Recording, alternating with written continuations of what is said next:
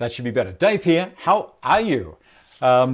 Please don't tell me that the sound wasn't coming through when I just made that stuff up. It's probably a post-operative thing. Today is the 29th of September 2019. Good morning, everyone, and thank you for the well wishes and everything down the side here. I'm doing this show from up in the office because, as you would be aware, I've just had surgery last Wednesday, and I'm not carrying the monitor and the computer and everything down to the workshop. I'm going to do it all from in here. This is where I do the editing for all the videos. This also used to be my photographic studio when I was doing catalogue work for different companies. Everything's good now. Thank you. Good. Thank you for letting me know. That's great. Okay, so we're going to read through. Today's going to be a little bit of a different show. This is going to be a show that's going to be, if you've ever had any questions, and believe me, I had a lot of questions, and as I was going through the process of making a decision to have surgery, going through the preparation, seeing the surgeon, and all of the stuff that I had to do, and actually waiting before I went into the operating theatre, all of this stuff, going into the theatre, post waking up, all of that stuff, there were a lot of unknowns. And I was nervous. I've got to tell you, I was very nervous about the whole situation because I'd heard stories. And if you are interested at all in getting a first-hand experience, and no, I did not video the operation. Thank you. Someone made comment there. But if you're at all curious, you may want to hang around for this show. It's not going to be too much about woodworking, although I did receive the 3 Turner planes. You know, there was a situation where Michael Christopher, I should say, threw up a link for 3 Turner hand planes. Now this is a 7, a 6, and a 5.5. And, you know, I knew I was going to have surgery, and I knew that I was going to be laid off for 6 weeks. I can't do anything for 6 weeks, really. I can't. The surgeon said nothing heavier than 7 or 8 kilos for 6 weeks' time after the operation. So that's what I'm planning on doing. So thank you very much, everyone, for giving me the advice. I do appreciate it. I really do. So I'm going to read through what's on the show today. I'm going to probably repeat everything that I've just said. Okay, so curious about inguinal hernias. Ask me, I've just had one repaired.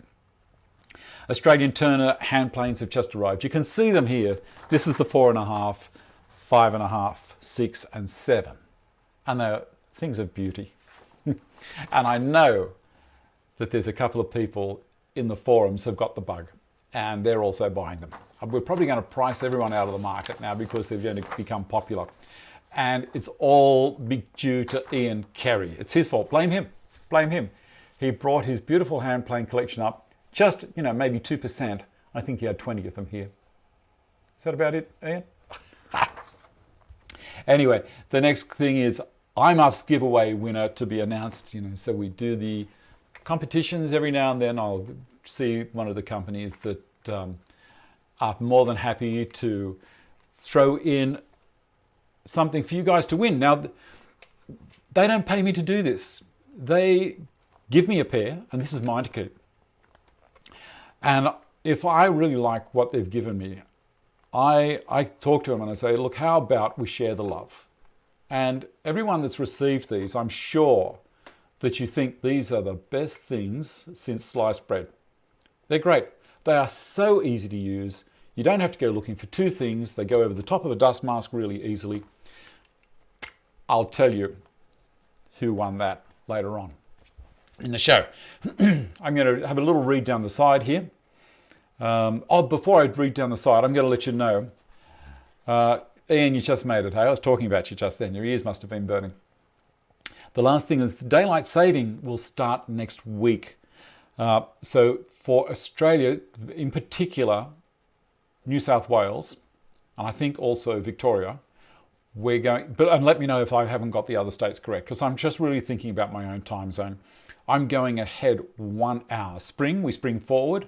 Fall, you fall backwards. So I'm going forward an hour, which means The show will be 1 hour earlier for most of the people around the world until you come back out of daylight saving. If you have it already in the Northern Hemisphere, you'll probably come back. So let me, and even if I say so this week, I don't really care because I've, oh, John, you're off to hospital again. Oh, bloody hell. I feel for you, mate. All right. Okay. Yeah, so if you were in the States and say watching this show at 9 o'clock right now, next week it will start at 8 o'clock. And that will happen until you get to coming back out of your daylight saving period, and then it will be 7 o'clock. And we'll go into that period. I think there's around about a month transition as we go from, as everyone changes, goes forward or comes backward. Okay, it's going well. Thank you, Onlywood. Lostwitz, over in the West, we're afraid of the curtains fading. Is that right?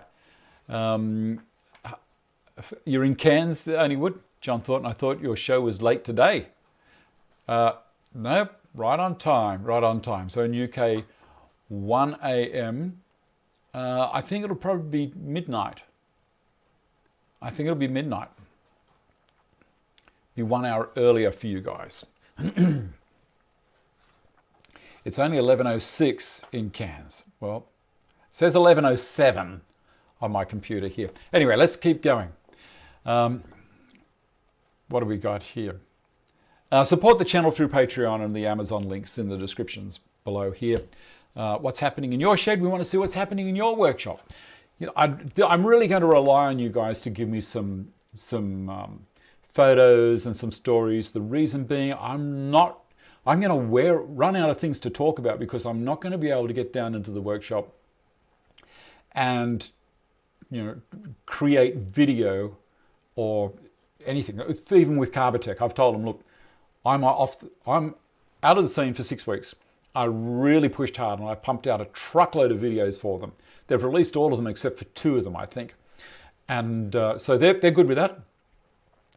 I needed to get the small benchtop machines completed, the videos about their features and benefits, maintenance, the assembly and setup, and operation and safety. So I've done that for the majority of the benchtop machines. There's still the little lathe that I haven't done yet, but we'll get there. So there we go. That's where I'm at now. Reading down through here. G'day from Perth, Aaron. Come to the Cairns District Woodworkers Guild. Possibly I should. Janice, the easy way is to set up time clocks on the phone computer each time zone. Yes, of course. How easy is that? All right, let's get started. The first thing I wanted to talk about was this hernia. Now, inguinal, it's easy to remember inguinal because you could say ingroinal because it's a hernia in your groin. It's the lower area of the muscle lining that holds all your guts in, basically, if I can put it that way. Now, normally it's classified as a left or a right, or some people have double inguinal hernias. Now, I have one, or had one that was very large, and I have another one that's really small, and the surgeon said, look, we probably wouldn't worry about it. And I said, all right, well, what's the story? Do I get them both done at once? And I said, how long am I out of action? He said, well, if you do both of them, you're out of action for 8 weeks and twice the amount of pain. And he said, you may not need the other one done. And so I went with it. I just stuck with the one for 6 weeks that I'll be out of action and half the pain. Now, here's the curious thing about the pain. It's not a sharp pain. It's not a stinging sharp pain. And this is one of the reasons why I was wondering about actually I was holding off, you know.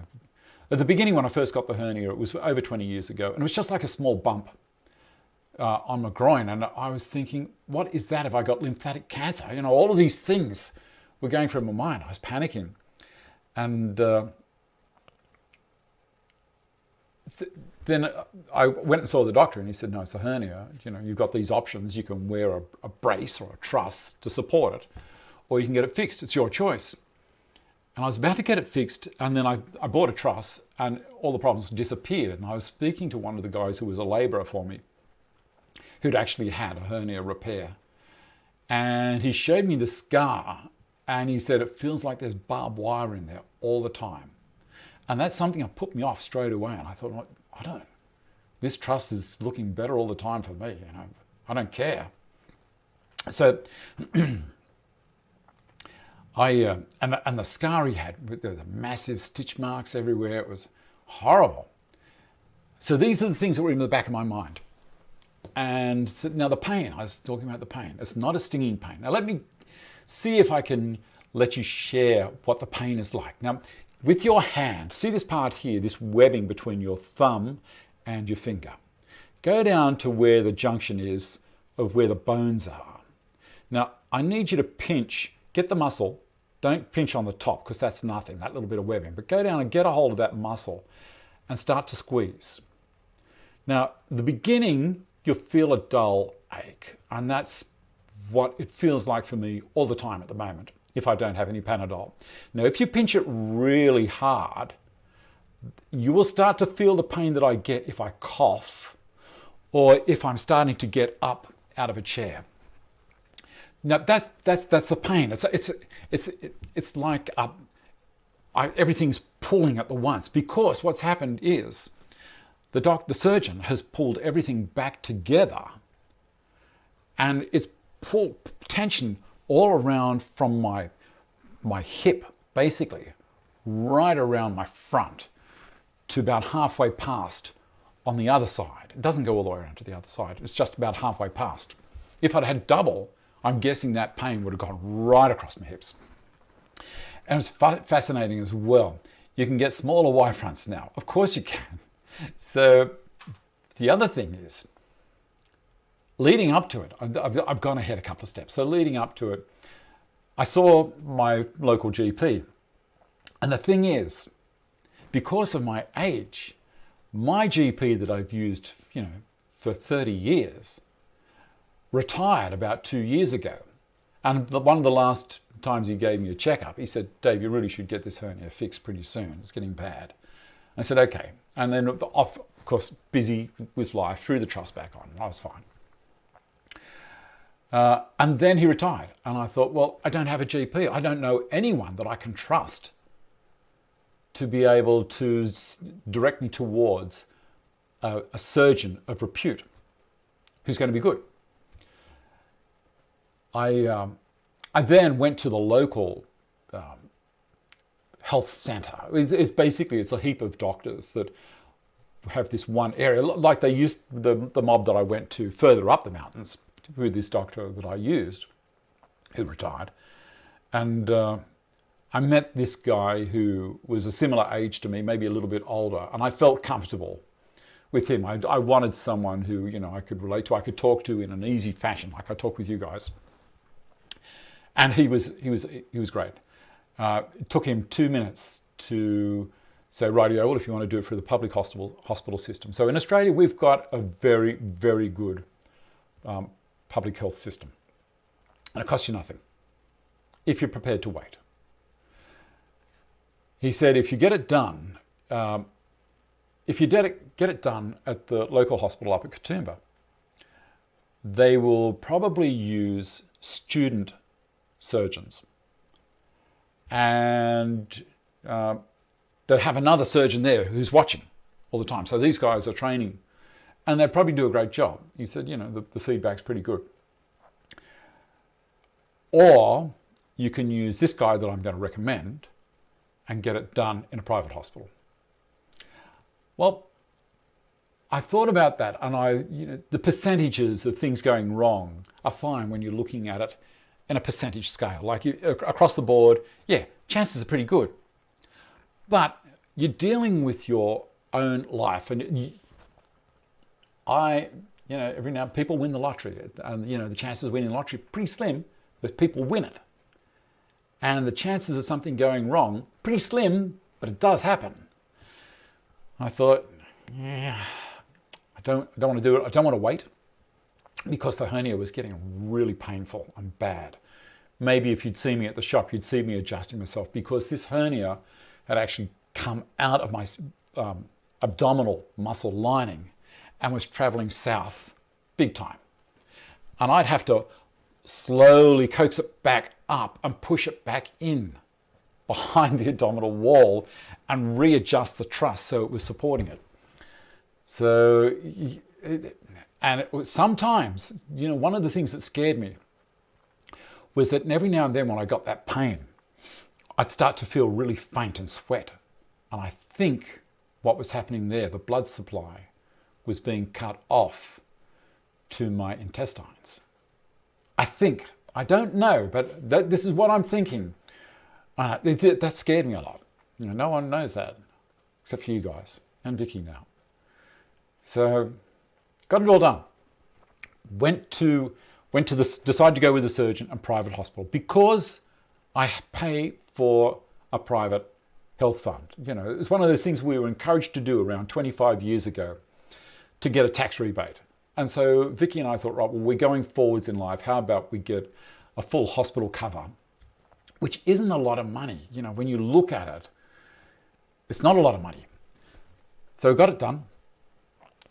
We pay private health insurance, and there's an excess like any insurance. There's a small excess, and then the surgeon said there's no gap fee, which was great, and the anaesthetist was fantastic. There was a gap for him, but it wasn't a lot. Yes. Anyway. I'm trying to get back to where I was. I'm reading a little bit down the side as well. Private hospital 3 days after you die. Public hospital 3 days after you die.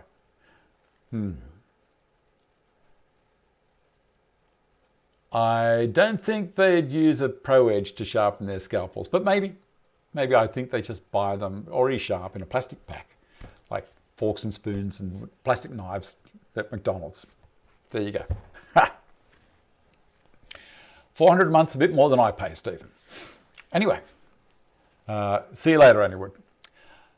So there we go. We've got this situation where I go into the surgeon's rooms, and he said, I can do you this afternoon. He says, it's pretty bad. And I, what? I said, I haven't had any blood tests or anything done. He said, it doesn't matter. He said, I operate Wednesday afternoons.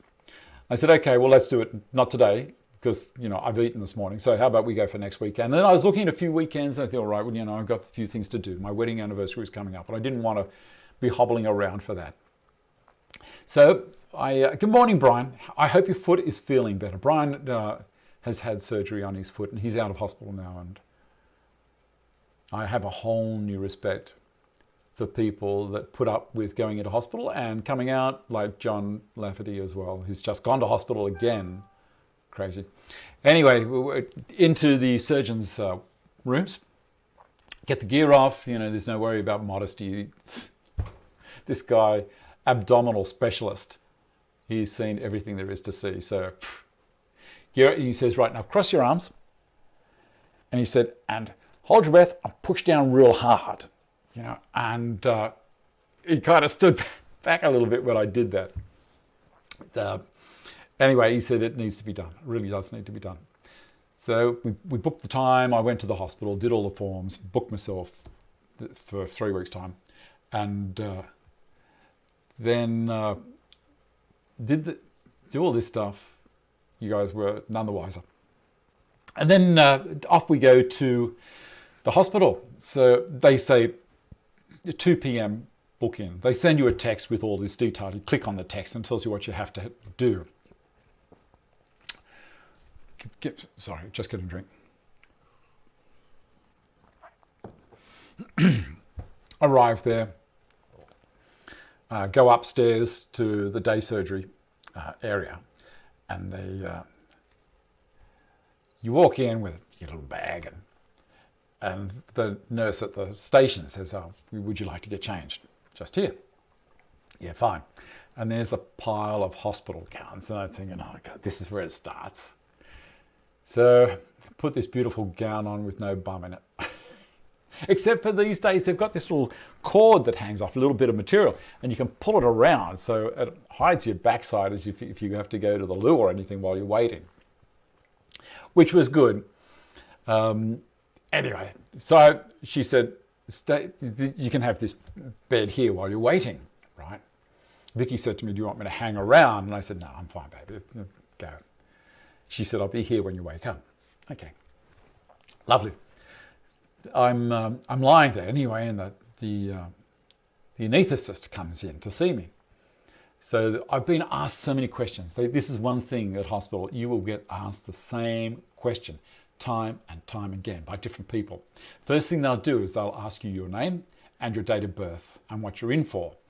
Then they'll start asking all the questions to fill out their form. They're just wanting to make sure. Yes, I am going to the show. The Canberra Wood Show is 6 weeks from now. I will be there. Well, if I look after myself, I should be there. It's all paid for. I'm ready to go.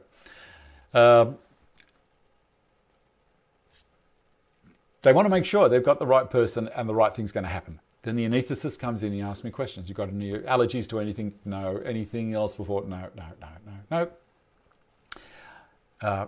Surgery before? No. Only when I was a kid, 4 years old, I think. Adenoids. Do you have any metal in your body? No. Couple of fillings? No, they don't count. Wedding ring. Tape. They put tape around that straight away. I said to him, look, I've got a phobia about needles because when I was a kid, we got needles by my uncle, who was a doctor, who was a student at the time, I think. Maybe not, but he might have been a fully qualified doctor. But anyway, we went to his place. My mother took me to his place, and he would give us our, shots. Broke a needle in my brother's arm, I think. My sister and I were out. We were the youngest ones, out in the other room waiting. And the fear of God was struck into us. And I was restrained big time, and bang goes the needle in. And ever since then, I hate the things. I can put up with them. I'll say to people, all right, if I've got to have an injection, like for dental work, and say I don't want to see it before, during, or after. Please don't get the thing out in front of me. I don't want to see it. And if that way, then I'm fine. They give you the shot and you say, when is it going to happen? They said, it's already done, Dave. So there's no real reason. It's just a phobia. Crazy. Anyway. All right. I'm still trying to read down the side here.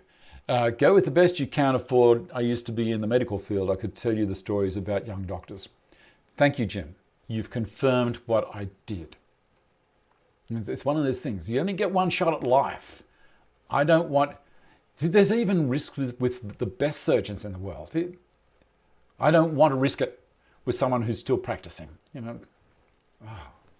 I feel terrible. Harry, you feel the same way with needles. I have to look away. Yep. So I'm in the hospital, and I was talking to the anaesthetist, and he said, when we put the cannula in, I said, about needles. He said, well, you're going to have to stick a cannula in you. And I said, well, I don't want to see it. And he said, that's fine. He said, keep your hands warm. Keep your wrists warm. He said, it doesn't hurt as much if you keep your wrists warm. So for the rest of the time while I'm in this bed waiting for surgery, I've got my hands and wrists under my bum. I'm laying on the bloody things, keep them warm. TV's going. I'm watching this television, and it's going through different shows. Because the anaesthetist said, it'll be about an hour before we're ready for you. And he said, and then, it's an hour and a half operation. Yeah. I said, great. Hour goes past. Another hour goes past. I'm watching the news, all that kind of stuff. And then one of the nurses says to me, they're coming for you. I thought, oh, thank heavens. It's a mixed emotion. They're coming for you. It's going to happen. And also a relief. I want to get it done. A wardsman arrives, and nice guy. And I get wheeled backwards. I'm not going forwards. I'm a control freak. I like to see where I'm going. I'm going backwards. The wardsman's up the other end, smiling, and he's chatting to people as he's going past them. All his buddies that work at the hospital. He's going like this. Anyway, they wheel me down this end of the corridor up to the double doors that go into the theatre. And they park me there. And there's a window outside. And behind me and to the right is what appears to be the staff amenities room. There's a lot of noise out there. I'm on a diet as well. Cup of tea with a spoonful of cement works for me before a needle. So I wasn't allowed to have anything to eat after 6 in the morning of the day of the operation. I wasn't allowed to drink coffee, only water after that until 12:30 in the afternoon. I slept in till around 6:30, and I wasn't feeling very hungry, possibly because I was a little bit nervous. And so I got up. I hadn't eaten since 8 o'clock the night before, and water. I had a couple of glasses of water. So I'm starting to feel a bit dry, and before they wheel me off, I'm starting to think, wouldn't mind. I don't know if I feel like I need a wee or not. It's a really weird feeling. I'm thinking to myself, I'm just having this image of they cut me open and then this fountain appears. Oh shit, I can't laugh. Sorry, shouldn't swear. And then I have these visions, maybe they hook you up to little pipes to look after all of that kind of stuff. And I got too much, and I said to the nurse, are there any toilets around here? And she said, yeah, just around the corner. So, all good. I'm outside the operating theatre. And the wardsman looks in through these little glass windows, and he can see what's going on in there, but I can't see a thing. And remember, I'm a control freak. So he's looking in there, and he's saying, oh, they won't be long. Okay. Meanwhile, Vicky decided to stay in Penrith because she thought, I'll stay here. And she's ringing the hospital up. How's it going? Oh, he hasn't got in yet. Oh, brings up another hour. Hasn't got in yet. I laid in that bed in the holding bay for another 2 hours. And all the time I'm hearing what's going on behind me, and I'm hearing one person made comment about me, and I'm sure it was about me. They said, is he the last one? No, there's 5 more after him. I picked the busiest record day that hospital has ever had for surgery, for day surgery. There you go. All right. I just read Stephen's Respects Wood, Scienceville says you don't want a procedure where other doctors want to come and watch. Possibly not. All right, I'm lying there, and then finally the anaesthetist nurse comes out to see me and asks me all the questions again. And the theatre nurse comes out to ask me all these questions. I probably had another 4 people come out and ask me. And the first thing they say is, what's your name? Date of birth? What are you in for? And I started saying to them, look, I was starting to think maybe they're dumbasses and they're forgetting. I said, look, it's my left hernia. If I wake up and my right side's been done and the left one's left alone, I'm going to be really pissed off. So that's the kind of state that I was getting to. I was thinking, oh, no, I'm wearing a bit thin now. The anaesthetist comes out and sees me. And he said, okay, the cannula. I said, right. And I said, so you said you were going to give me a little bit of local anesthetic. Where are you going to put it so I don't feel it? And he said, no, there's no need for that. You're not going to feel it. I said, that's not what you told me.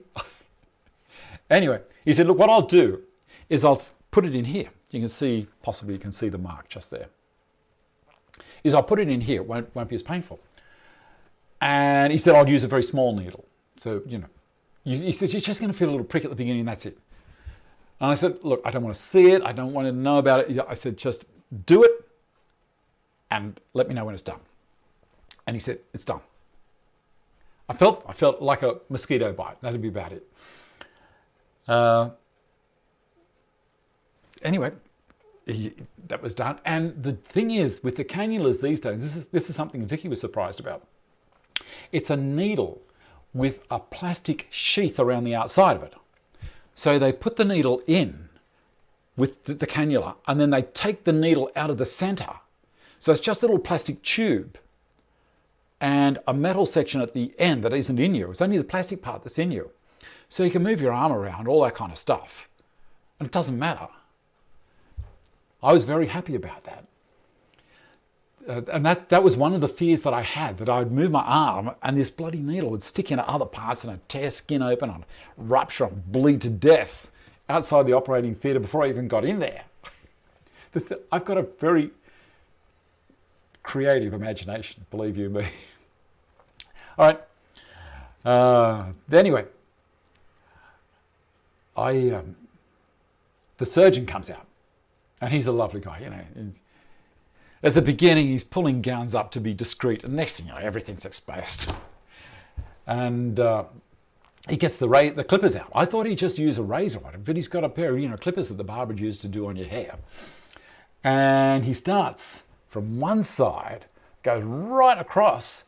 I was thinking, that's a fair area, nearly a tennis court that he cut, just with the clippers going up over the hernia and then continued over to the other side of my hip. And I thought, that's a lot. Anyway, and as it's going over the hernia, it's tickling. Weird sensation. This is a really weird place for me to be in. This guy near my bits using a little machine that's vibrating. Why? You got to be there to experience it. Anyway, hey Ron, how are you? 2 years ago, I don't even remember it. I said, knock me out, and they did. Terrific. Ron, about time for a haircut, buddy. I've been looking at some of your pictures lately. Come on, get respectable like Dave. The Hawaii, I guess you're surfy. It's all done, so the shaving's done. And then out comes a Sharpie, not a scalpel, but a texter of some sort, a marking pen. And first thing is a cross on my left leg. Well, I thought, oh, this is great. And then he looked for a crease line. He said, no, just sit up a little bit. And he saw where there was a fold line. He said, this is where I'm going to do the incision. And it was way above where the hernia was. Basically, the area that he's looking for was halfway between my bits and my navel.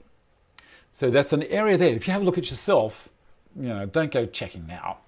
There's basically the line where your undies are, or if you're wearing Speedo swimming costume, same kind of thing. That line is very favoured. When women have breast implants, they go for underneath, so you don't see it. And this is fantastic. I said, so what kind of a scar are we going to see here? He said, you'll see nothing. Absolutely nothing. Oh, well, this is good. This is great. Not that I want to start modelling for Cleo or anything like that, but this was fantastic. All of this was done. Then it's time. In I go. The surgeon said to me, Dave, I'm sorry you had to wait 4 hours, where it was only 1 hour, 3 hours longer wait than I expected. He said, the guy that we had to do before you had a gallbladder, and there was complications. He had a hernia as well that we didn't realize, and he was, a big man, so it took a lot longer, but it was all good. They fixed him up. So, a little bit of relief with anxiety at the same time as I'm getting wheeled in. And I spot there's 5 other people in the room in this theatre. There's the main, if you think the lights in my workshop are good, man, oh man, you should see the light they had above me. It was a good 3 feet, 700-800 millimeters diameter, maybe wider, full-on LEDs that you would expect to see on the front of someone's bumper bar. They're traveling outback, but times a gazillion. Oh no, Hilton, you're kidding me. That's terrible. See, these are the things that you panic about when you hear these stories. Thank heavens, nothing went wrong with my story. It just went perfectly. Right, so I don't know if anyone's watching anymore. Maybe the people from Curiosity, I don't know if anyone's doing a thumbs up. If you do a thumbs up on this one, the good thing is it will make it a little bit more popular for people to search. If someone is about to have an operation, hernia or whatever, if you do some thumbs up, not thumbs down. If you do thumbs up, thumbs down, it stuffs the whole thing for everyone. But if you do thumbs up, this will make it easier for search engines to find it. It makes it a more popular video. So, your call. If you can do it, it'd be great. For other people. Where was I? In the theatre. And there's 3 people around me. The anaesthetist's assistant nurse, the theatre nurse, the anaesthetist assistant, the anaesthetist and the surgeon. And there's 2 other people over at another bench a little bit further away. Anyway, I'm glad to see you became responsible, Ron. So I'm thinking, right, well, they're going to knock me out first. No, Dave, help us out, will you? Get on the operating table yourself. So I kind of shimmy across onto this bloody table. And they said, right, now, put your arms down to make sure you're centered so you won't fall off. You won't fall off. All right. So I kind of bumped around. They said, yep, that's good. You comfortable? Yep, that's fine. Then they have these arms on the side of the operating table. I don't know if you've had an operation, you've probably had all this happen to you. But these little arms, they slot into a piece of pipe either side of the table, and they can do this. It's like when Ian puts my car up on the hoist. The arms go underneath the body, and it picks the car up and lifts it up so you can work on it. Well, these arms are just to support my arms, and they strap you on. They tie your arms down to it. And I'm half expecting, Mr. Bond, the laser will cut you in half soon. Anyway, got it out there like that. And then they hook up a little thing to the cannula. And they said, right, now we're going to put the oxygen on you. And we need you to inhale deeply. And, in a few seconds, you'll be out like a light. You'll wake up later on. I said, don't let me wake up during it. That's what I said to him to all. I said, but whatever you do, don't let me wake up during it. No, you'll be right. On goes this oxygen. They're holding it on. I'm pushing it. It stinks. Oxygen's a horrible smell. And it's really dry, if you ever had it. Anyway, I'm pushing it back on. They push it back onto me. I'm pushing it off and they're pushing it on. Next thing, I'm awake. Not in the surgery. Not in the theatre. I'm awake in recovery. And my throat is killing me. I feel nothing else anywhere else. I'm lying there, and I've got another wardsman beside me who's actually in training to do anaesthetics. I think, when you wake up, you're kind of a little bit dopey, more than I am normally. And I said, I need a drink. He says, I can't give you a drink yet. I don't want to drown you. What? You don't want to drown me? So what happens is when they stick a tube, after they knock you out, they shove a tube down your throat. And I guess that's just to make sure that your airways stay open during the whole thing. And I don't know how gentle they are doing that, but my throat really hurt. The surgeon came out and he saw me. First thing I did was shook his hand. I thought the relief of it all being done. Yeah, this was something, you got to remember, this was over a 20-year fear and trepidation. Is that a word for this kind of thing? Anticipation and fear, mix them together. Is that in trepidation? I don't know. Someone's going to correct me. Vicky will say yes or no, you're an idiot. When she watches the show with me. So I'm saying so, and I've told you I don't really care today. I'm just thankful to be alive, and this is all behind me. He said, you can't have it. And the surgeon, so I'm shaking hands with the surgeon, and he's smiling. I said, how'd it go? And he said, fantastic. He said, it was very big. I'm so glad you got it done. I said, how big? And he said, this. Now you do that in front of yourself, and that is the tear that I had in my abdominal muscles, and my guts had come through that, the size of my fist, and we're heading down south to the only area that could catch them. Think about that. And I was pushing that back all the time behind this truss. Just the last year, as I said, it was getting really painful. All right. After over 20 operations, everything, I wake up, all I want is a cuppa. So there you go. Now, I'm awake. The surgeon says, give him some ice. And the surgeon went straight to the freezer and got some ice in a cup for me and brought it over. Forget the wardsman. This surgeon is fantastic.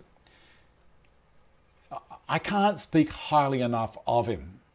I'll tell you his name. It's David Yakunis. If you want someone who's going to look after you in a straightforward manner and do a great job, go and see him. I'm over the moon with him. He was fantastic. He spoke to me like I was an individual, not like I was, just a problem or another job. He had a genuine interest in me, and the questions he asked me were sensible. He was concerned for me all the time. He let me know in advance everything that was going to happen, that he looked after. He was fantastic. All right, so I'm in this recovery room. And the wardsman's asking me these questions. And I'm answering, because I'm still in dopey land. And it's killing my throat, but I felt obliged to talk to him and answer all these questions. Anyway, then they wheel me out of there up to the ward. Now, I had a private room. Thank heavens I had a private room. Wheeled me in. And again, it's always backwards. Why don't they turn you around and wheel you forward so you can see what's happening? I don't know. And they didn't tell me too much about the controls on the bed. It's up and down, it lifts the back and lifts the top. I had to kind of try and discover some of those things myself. They told me about lifting up. That's about it. So in the ward, and I look down and I've got this bandage. It's about this wide and it goes from hip to hip. I'm thinking, bloody hell, I've had almost a cesarean. They've dragged a child out of me. And the problem also, right on the edge where the tape is that was holding this massive bandage on, during the night, I'd roll over a little bit and the tape would kind of catch and it'd start pulling, and it was really good tape. It was great tape. And it'd start, that was the most painful part, I guess, is that tape coming off and this bandage coming off the next morning when the surgeon came around to see me. Back in the room, do you want anything? No, I'm good. And then Vicky arrived a couple of minutes later, so she'd rung and they'd let her know where I was. And I was so relieved to see it. It was fantastic. Anyway, after you've been through something like that and the relief and see a familiar face, it was very nice. So, excuse me. We talked for a little bit, and again, I took a photo, a selfie, and I popped that on social media. I thought I'd have a bit of fun. And I sent that photo without any explanation to my children. I'm getting these calls from Queensland and Sydney. Dad, what the hell happened? I shouldn't laugh. It's not good for me. So anyway, that was fine. I'll let people know. Then, getting up out of the bed. Now, this is the fear I had next. I've had an abdominal surgery. I'm hoping everything still works. I mean everything. So, first thing, bathroom for a wee. Beauty, that's one ticked off the list. Then, still no need for anything else because I hadn't eaten.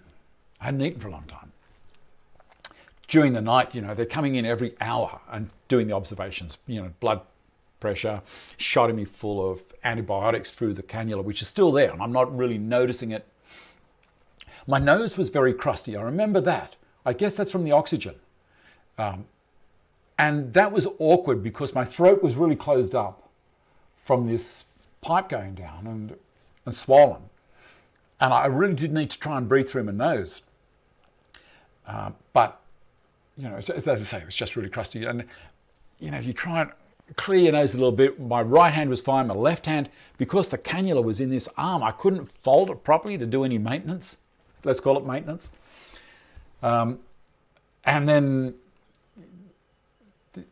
as the night goes by, you hear, I wish they'd shut the door to the room, because they left the door open. And every time the nurse would go from one room to the next room, you would hear that little machine that she has go beep, beep, beep, beep, beep, beep, beep, beep. And this was happening. And then at 4 o'clock in the morning, I'm woken up by this guy doing his nana at the nurse, because he said, you've put me in a room with someone else. All they're doing is moaning all night. There's a guy up the hall snoring his head off. Probably me. I'm a massive snorer. Just ask anyone.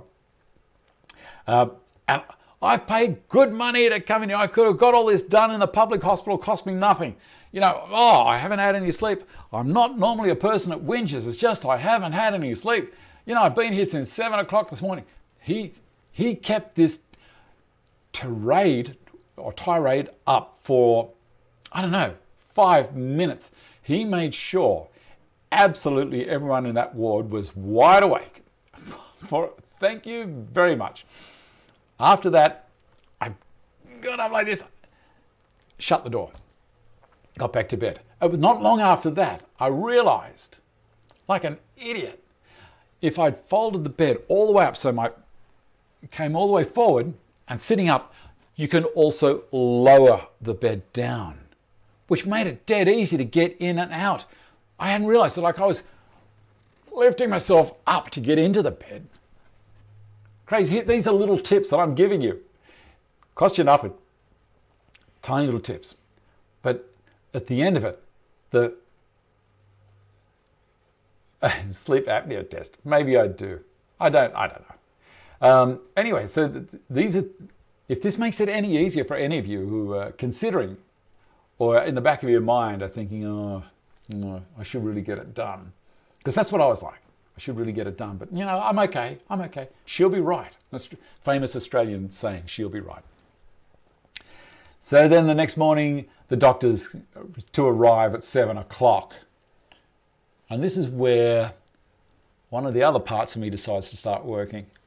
With 5 minutes to 5 minutes to go before the doctor gets there. I think, what the hell am I going to do? So I got up, walked around for a little bit, and then everything sorted itself out. A couple of minutes after that, doctor comes in, whoosh, all the gear up, nurses and everyone around me, and then they start to peel this massive bandage back off. The nurse was working from one side, the surgeon from the other side, and they're peeling back. And I said, you've got to be kidding me. Anyway, the nurse says, I'll go and get some alcohol to try and dissolve it a little bit, make it easier for you. By the time she got back, the surgeon didn't care. He was in a hurry. He had more people to see. He just kept straight across, and he said, come on, we'll get it done. God. And then there was a waterproof bandage underneath, which is amazing. You have your CPAP on watching the show. So the bandage is gone, this massive bandage. And underneath is a bandage. The scar was probably going to be, like the incision was probably about 5, maybe 6 inches long, maybe 5 inches. So it was called an open mesh hernia. That's what they did, an open mesh operation. Now I said to him while he was there, you know, shook hands and everything, you know, I could have married the guy, but fixing me. Anyway, I said to him, if I get the other one done, you know, whenever, will you do that? Because it's only small, will you do that keyhole surgery? He said, no, I don't do keyhole surgery anymore. He said, I've seen too many people that have had it done by other people, he said, and they've got a massive scar down their front from the keyhole surgery. And he said, what's happened here? And because you're in such a small restricted area, they've nicked a bowel, or they've done something they shouldn't have done. They've had to open them up and go in deeper than what they would have had to do the way that I said. Because I was thinking, open mesh, well, I've left it too long. I should have gone keyhole surgery, because it was all the rage. No, I'm not, see you later, Hilton. I'm not saying that that's, a terrible thing for everyone, but this particular surgeon would rather not do keyhole surgery. So there you go. That's basically it. I had breakfast. They brought around a menu for the rest of the week, and I said, what's the story? I'm going home in another hour. And then there was some things happened a little bit later on that I wasn't overly happy with. And then that nurse, they got rid of her out of the way because I refused to deal with her. And they sent in someone else, and she was fine. I filled out the forms. That was my discharge. Hopped in the car, well, gingerly got into the passenger seat. Now, I'm not allowed to drive for 10 days after the operation. So I've got about another week and I can drive, which would be great. I've got about another 5.5 weeks before I can lift anything heavier than 7 or 8 kilograms. These guys here, I can pick up. Isn't it a thing of beauty? So this is nowhere near, this is only around 2.5 kg. Beautiful thing. There you go. I'm the first day at home, I probably should have stayed in bed. I sat down on a chair and watched TV for a while. Going up the staircase, because I'm in a 2-story house, 2 hands on the handrail and pull myself up the staircase, and fine. Second day was I only needed 1 hand on the staircase and I was fine. Third day, I don't need a handrail. You repair that quickly. I was surprised. Now, I did read a message. That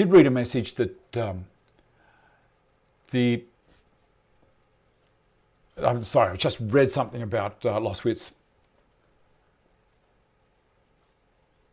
around about an appendix scar.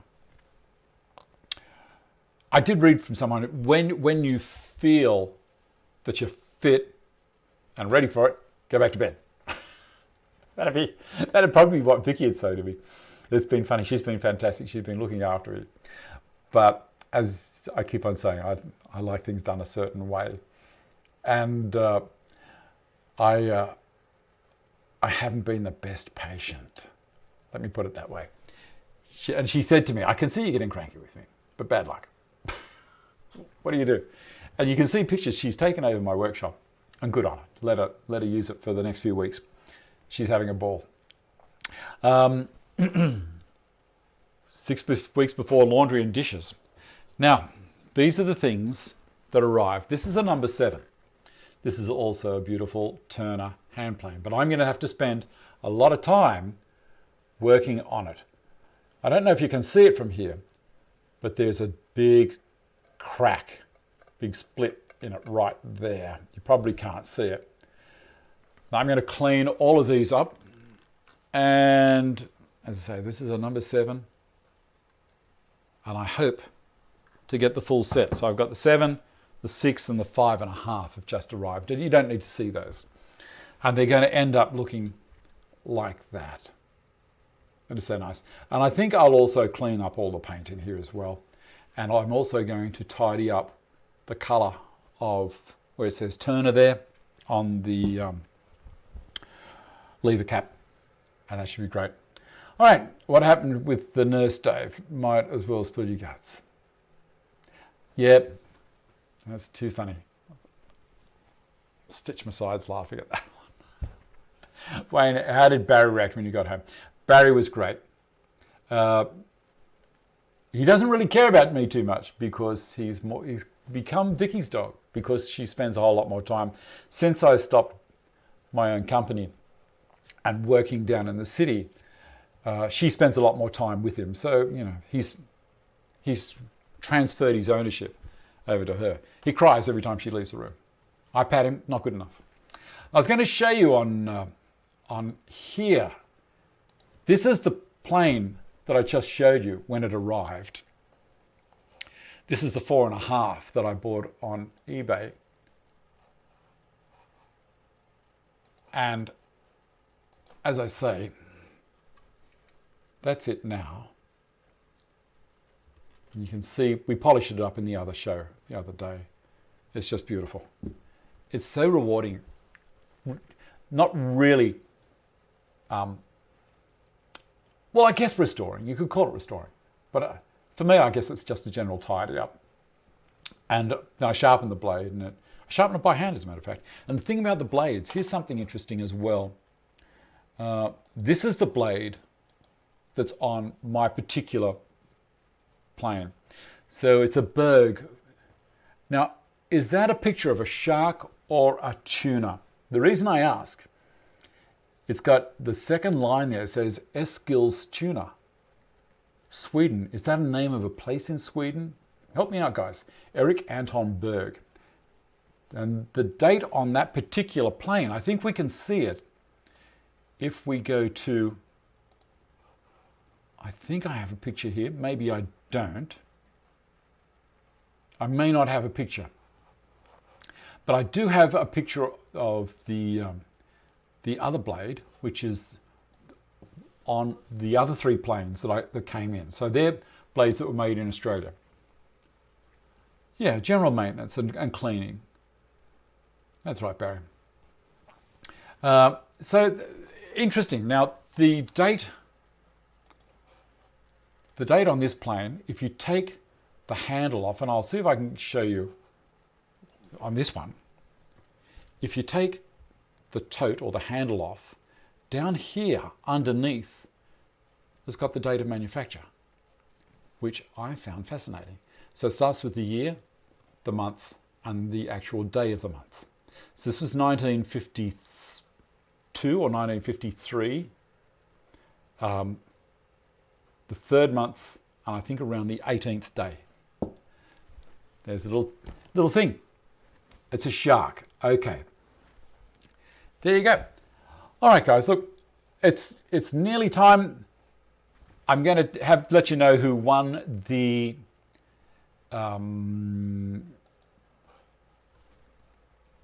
IMUFs, and it's Paul Mumford.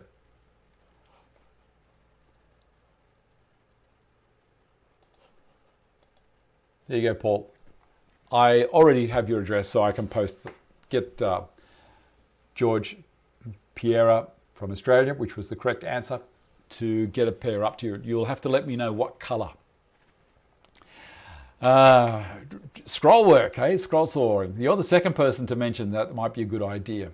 What else have we got down here? I'm going to check that I've got everything that I wanted to show you down there. I think that's about it. I'll read my run sheet. And I'm sorry that I haven't done this, that I haven't done this from down in the workshop. I really don't want to risk carrying this stuff down there. So for the next few weeks, unless I can get someone to carry the stuff down for me, it'll be up here. We'll get some interesting topics. May even get a couple of, if I have it downstairs, maybe I'll have a guest who can help me out. Daylight saving next week. Showed you the planes, talked about the hernia, and how at the end of it, it really, a lot of my fears were unfounded. They really were. And I'm so glad. I'm so glad it's behind me and it's done. The Canberra show, I will be going to. Daylight savings is next week. Daylight saving is next week for me. The show will be starting an hour earlier for all of you who aren't going forwards 1 hour with me. And that's about it. All right. Hand carving could be good in your condition. What I'm going to do is I'm going to tidy up these hand planes. I'm going to go out. It's coming spring. The outside is beautiful beside the fountain. I'm going to take the handles apart on these things and the totes and knobs, and I'm going to polish them out in the garden beside the fountain.